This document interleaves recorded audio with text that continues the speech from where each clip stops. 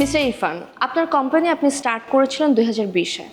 আপনার প্রথম বছরে টার্নওভার ছিল প্রায় 100 কোটি টাকা, বাট করোনার সময় আপনার বিজনেসে লস যায়, আপনার শেয়ারগুলো ডাউন হয়ে যায়, তখন আপনি প্রায় 600 কোটি টাকার একটা লসে পড়েছিলেন। এরপর আপনার ব্যাংক থেকে একটা বড় অঙ্কের টাকা লোন নিয়েছিলেন, প্রায় 1200 কোটি টাকা।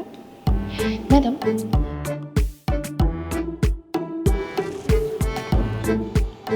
বাবা তো অনেক ঋণ খেলাপি রে, আগে তো বুঝিনি। জি বস। ওকে। সো মিস্টার ইরফান, আপনাদের লোনটা যেহেতু এখন পর্যন্ত পরিশোধ করতে পারেননি, অনেকটাই বাকি আছে। সো আমরা একটু জানতে চাচ্ছিলাম যে আমরা যে এখন 50 কোটি টাকা নিয়ে আপনাদের সাথে বিজনেস ডিলে নামতে যাচ্ছি, আমাদের এই অ্যামাউন্টটা দিয়ে কি আপনারা ব্যাংকের কোনো লোন পরিশোধ করার চিন্তা ভাবনা করছেন কিনা? কি যে বলেন না ম্যাডাম, লোন হচ্ছে 1200 কোটি টাকা আর আপনাদের সাথে ডিল হচ্ছে 50 কোটি টাকা। এই টাকা দিয়ে কীভাবে লোন শোধ হবে?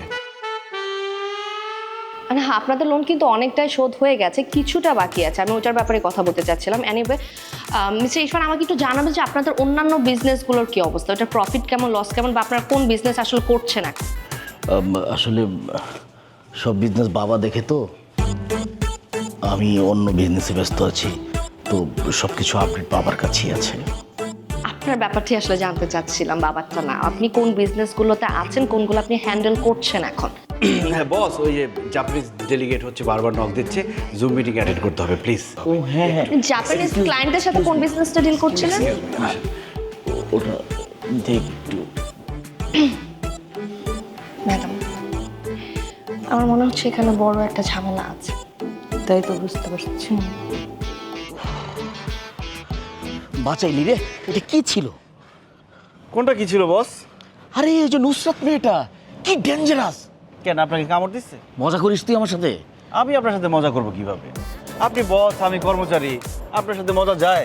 আচ্ছা বাদ দে, তুই দেখলি না বসে বসে একবারে চুল চেরা হিসাব করে আমার কাছ থেকে বিজনেসের সবকিছু জানতে চাচ্ছে। আমি কি বিজনেস বুঝি? বিজনেস দেখে বাবা। আচ্ছা বস, আপনার বিজনেসের হিসাব দেখার দরকারটা কি? আপনার প্রথম কাজ হচ্ছে তামান্না ম্যাডামকে পটাবেন। পটালেই তো আমাদের ডিল ডান, আমাদের বিজনেস আরও এগিয়ে যাবে। তামান্নাকে পটানো কোনো ব্যাপার, কিন্তু সাথে যে একটা কাল নাগিনী নিয়ে আসছে, আমি কি সাপুরে যে বিন বাজি আমি একটা নাগিনী বশ করবো? বুঝছি, আপনি এটা নিয়ে চিন্তা করুন না, ওই নুসরাতকে আমি পটাবো। নুসরাতকে তো আমাদের পটানোর দরকার নাই, পটানোর দরকার তামান্না ম্যাডামকে।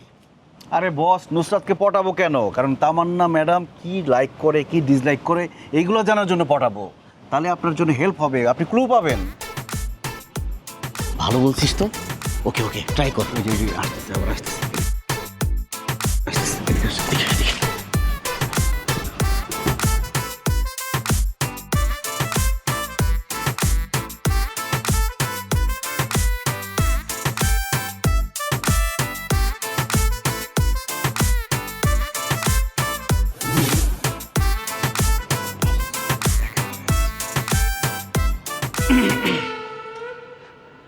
ম্যাডাম এখানে কি করছেন? আমি একটু নুসরাতের জন্য ওয়েট করছি। ও ওয়াশরুম না, ওই দিকটা কিন্তু আর ভালো ওয়াশরুম ছিল। আর স্যার তো আপনাদের জন্য কফি নিয়ে বসেছিল। জান না, স্যারের সাথে কফি নিয়ে বসেন, আমি নুসরাত ম্যাডামকে নিয়ে আসছি।